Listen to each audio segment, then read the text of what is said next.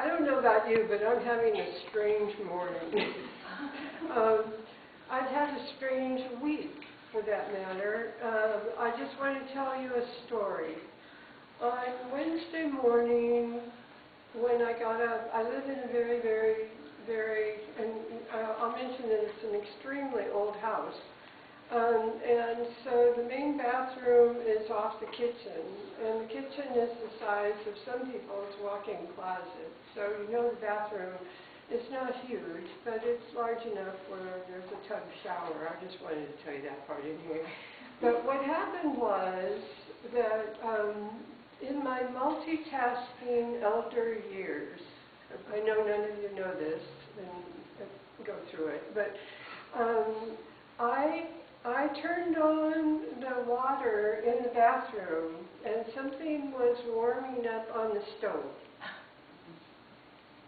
So I dished up what was in the pan, and just, you know, the multitasking thing of just totally forgetting that anything else was going on. But I kept hearing this thing going on, and so finally I walked, and I kind of followed it into the bathroom, where suddenly I looked, and the water had overflowed the sink and was all over the floor. And in the majority of my life, if I go through something like that, I get frustrated, and I know none of you get frustrated, do you? Well, I didn't. I started laughing. And when I started laughing, I thought, well, that's a good way to clean the floor. So my talk today is about the soul. And the reason that I chose that was because I had about 6 or 7 topics in mind and couldn't really settle on one. Yesterday, I taught my monthly natural law workshop in Casa Vega, which is now called How's It Going For You? And the reason that it was changed in terms of the title is because of the fact that there are other people teaching natural law. So they named mine a series, and everybody kind of slacked off thinking they hadn't had the series and they needed to start with the first one, and so they don't come. And that was kind of fun. So anyway, but I taught 4 laws yesterday. I taught abundance, it wasn't abundance. I taught absolutes, I taught balance, I taught mastery, and I taught superiority, and showed how all the laws kind of interweave, and how they affect us, and how they influence us. And it is our 7th principle that we've been discovering for many, many years. On Tuesdays, and I'm going to do a sales promotion thing for a moment. On Tuesday mornings from 10:30 to noon, I have a class called Exploration into Spirituality. And every week we're going to do something different about all the different modalities and all the opportunities of discovering within ourselves what we believe in and life. So, and that's only $10, and you're more than welcome. This Tuesday, Cindy Gordon is going to be talking about sound. She does the sound work with the crystal bowls.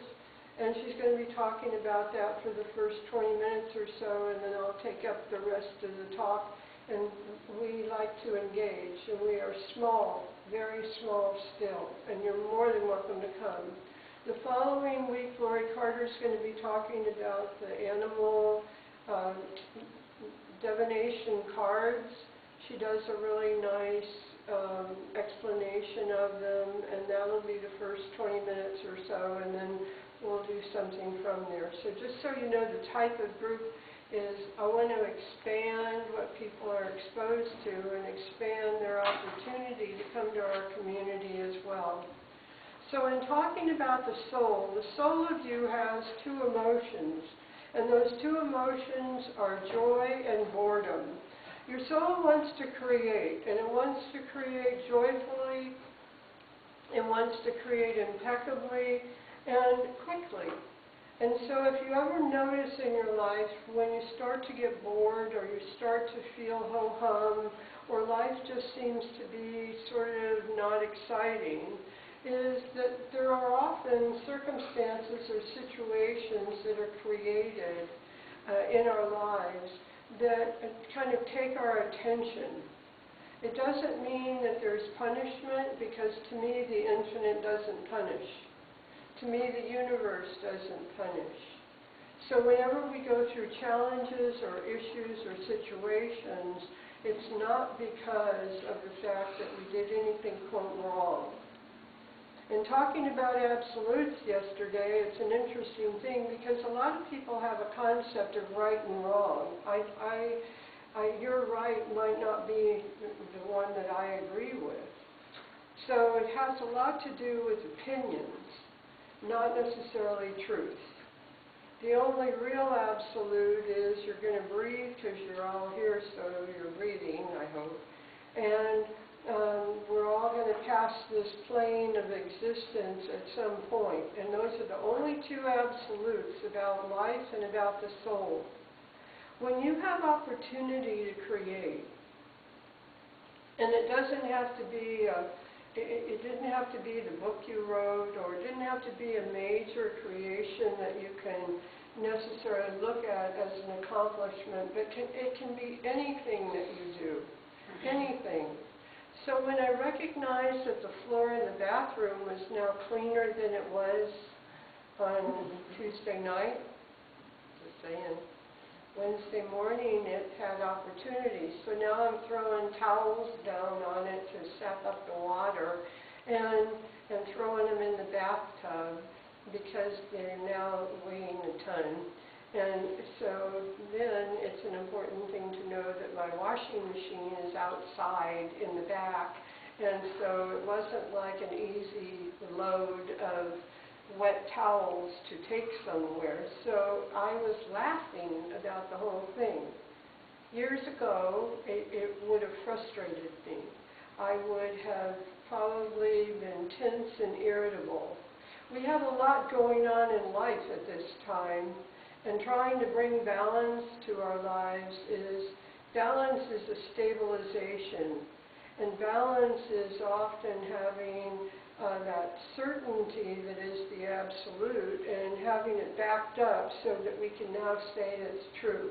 This thing doesn't work, that won't happen, etc., etc. So the third law that I spoke of yesterday was mastery. And mastery is an interesting thing because when you master something, it doesn't mean that you are over it. It doesn't mean that you have a commitment to take care of it, but the mastery that you have with your soul's creations are incredible. You learn to play the piano and the organ, and probably some string instrument on the side, right? Got that. And that wasn't psychic, but I am that too. But the reason I say that is because in listening to her music, you could hear a piano and an organ sound. And with that, sound has an incredible experience for all of us. And so if you're, and I have hearing impairment, so one thing about sound is if you hear certain things allow you to feel either a relaxation or a calmness or an ease, or other ones excite, or else they bring forth perhaps even more pulse or more heart rate. And depending upon the sound, depending upon the place, and depending upon the type of music you're listening to. There's no right or wrong with any of this, because the soul of you wants to create, and it will do that in the direction you're looking. Not with your physical sight, but with your inner vision, inner focus. So what happens quite often is the fact that we may feel drawn to do something specific, and yet somebody else comes and talks to us and we get off purpose somewhat from that, and we do something according to what somebody else wants. The mastery in that isn't there because we give up our purpose of doing it somewhat. And so the soul of you wants to create. And how it does that in your physical body is because it is embraced or it is encapsulated by something called the spirit. We talk about spirit all the time, and yet the soul does not have personality, the soul does not have intellect, and the soul does not have human intelligence. And yet a lot of people, when they're talking about the soul, will say that your soul knows two emotions, joy and boredom. What happens when we grow up or we add years to our life and we add information or experiences? And in those experiences, quite often, we forget that we've made accomplishments. I accomplished something this morning that is so trivial for a lot of you, and yet for me, it was about washing my hair. It didn't look bad. And so I stared in the mirror and thought, well, I really don't have to wash my hair this morning. And then I thought, oh, yes, I do. If I get a hug, somebody's going to smell old hair or hair that hasn't been washed for a few days. Have you ever had to worry about something like that? No. Okay. Well, I'm just saying I made up for you. It's the fact that quite often in our minds we go through a lot of dialogue and we chatter with ourselves. I call that monkey mind. And we do that. And so we talk ourselves in or out. I just want you to know it's clean. But I suddenly looked at the clock, and my friend Joy, who brought me, the amazing thing was he was going to come around a particular time this morning to pick me up. And I suddenly looked at the clock, and part of me goes, ah! and realizes that now I needed to rush. You know rushing? Kind of like going through a song really fast because we're really going to muck it up. That one. Good call. That's a good call. Good other one. Okay. And so what happens with any of us is the challenges that we have, the opportunities that we have, we can talk ourselves in or out of things that fast. And so in your life, you're going to have accomplishments, you're going to have opportunities that are going to take you further. They're going to add to who you are. And the exciting thing is, who you are today is not who you were even yesterday. Some of the cells have shifted in your body. Some of the things that you may have seen or witnessed or read or heard about or listened to or argued over have come to pass, or you've shifted your thinking a little bit. So what occurs is we have opportunities for changes that can be very subtle and small, or they can be very grand and very large. And neither is better than the other, and there's no superiority in that. And just because I know some natural laws, because I've had a lot of training in it, doesn't mean I know it all. And yet I was accused of saying that to somebody years ago, and I'm thinking, I don't talk like that. I don't even begin to know the law of transformational energy of the universe, or whatever that long one is that's on the internet. I don't know what that is. I even asked some people what it was, and they didn't give me an answer. They just rephrased the title. So what happens for you is when you're curious, and there's three ways your mind responds to life. And the first one is the human defensiveness and protectiveness, and it's standard. You want to protect those absolutes and those opinions. You want to gather them to you to make sure that they're stable. because of the fact that it allows your life to feel that way. The balance comes when you're able to stabilize you or have a little peace of mind about it.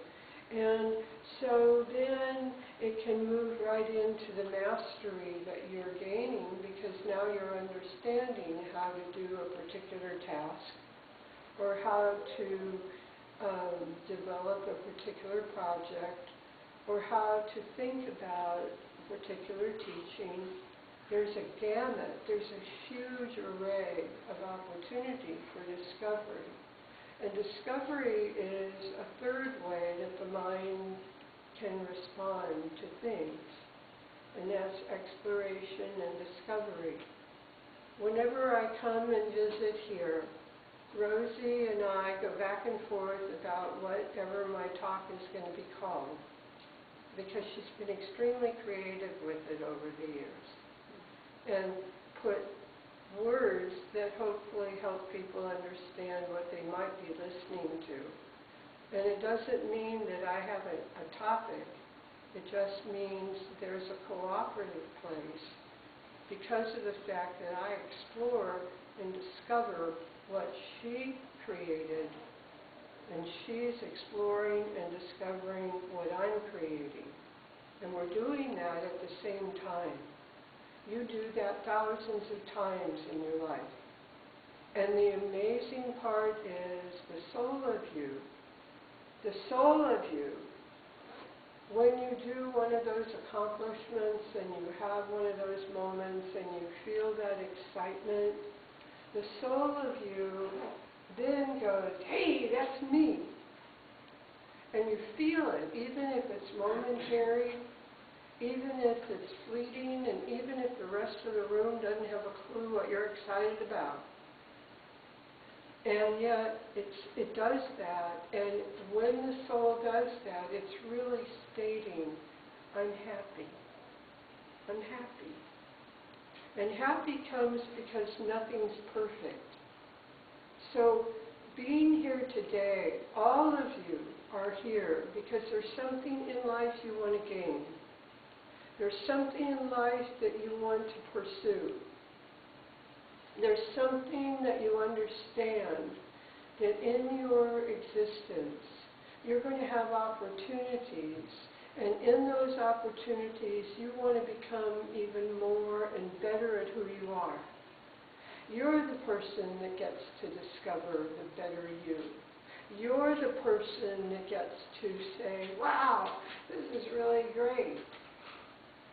You're the person that playing the music, you get to discover, oh, I think I need to practice more, or you feel like your hands already know what to do because you've done it over and over and over. And you understand the difference. All of you have that. All of you have that about particular talents or skills or capabilities or knowledge. All of you have an ability within you to accomplish and accomplish and accomplish. The soul has that ability to express itself as being joyful. And the one thing I mentioned, because those three ways the mind responds, the middle way or connector way sometimes is consistency. So you come to church or you go to particular situations where you're looking for the consistent behavior, you're looking for the consistent teaching, you're looking for something that allows you to feel like you blend with it, you share with it, you're uniting with it in some way. That's exciting. And that's one reason why in this particular church there are different speakers, there are different people, and each one of those people will speak differently about what they understand, because there's nothing that, even if you recite those principles, how you live them is uniquely yours. It's amazing. So the soul of you wants to create, and it will do that until your last breath on this earth, and then it goes on. And then you're going to wonder, where does it go? But I'm not going to stop and try to explain that to you either. because your concept may be yours, and it may be mine, and it may not be mine. But I do know that the soul lives forever, and that part of you that is so magically encased, if you want to call it, within the very spirit of you, knows when something doesn't feel right, knows when something is a little off, knows when something doesn't feel like yours. And I wanted to say a couple more things before I stop.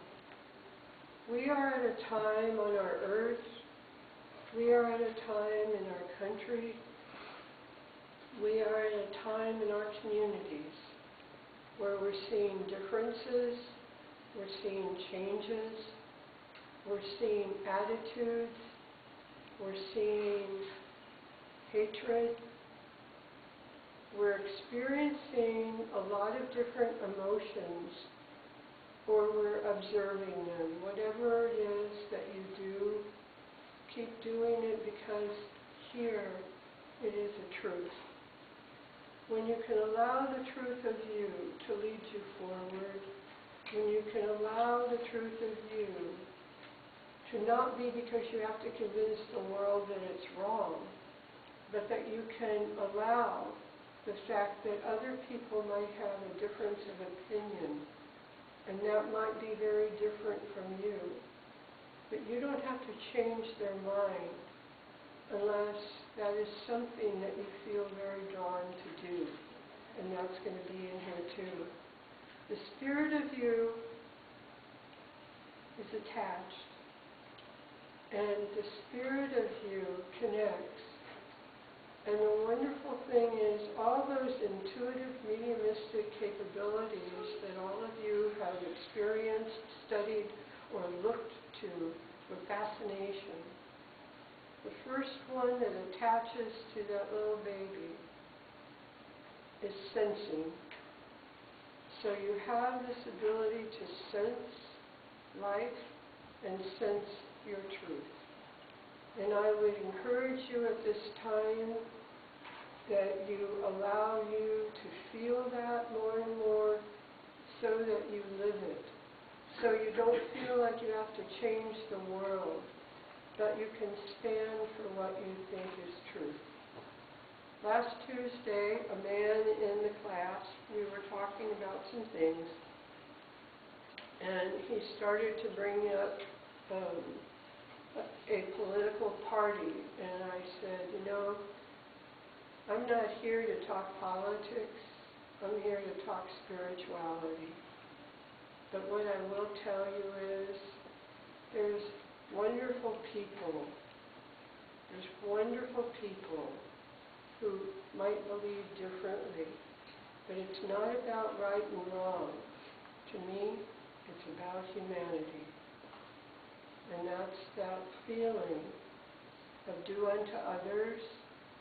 And my golden rule is do unto others as you would have them react to you.